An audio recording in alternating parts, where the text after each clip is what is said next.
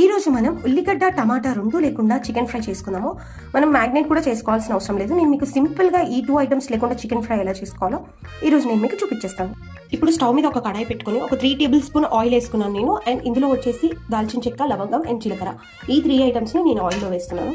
అవి ఫ్రై అయిపోగానే మనం కడిగి పెట్టుకున్న చికెన్ వేసుకొని కావాల్సినంత సాల్ట్ వేసుకొని కలుపుకొని ఒక 5 to 10 మినిట్స్ మూత పెట్టుకుని ఉంచాలి. ఒక 5 మినిట్స్ తర్వాత కావాల్సినంత పసుపు, అల్లం వెల్లుల్లి పేస్ట్, వేసుకొని మంచిగా కలుపుకొని మళ్ళీ మూత పెట్టి ఒక 10 to 15 మినిట్స్ అలా ఉడకబెట్టాలి. ఒక 15 మినిట్స్ తర్వాత మూత తీస్తే ఇలా వాటర్ ఉడుతూ ఉంటాయి. ముక్క ఉడికిందా లేదా ఒక్కసారి చెక్ చేసుకొని దీంట్లో కారం గరం మసాలా, చికెన్ మసాలా వేసుకోవచ్చు.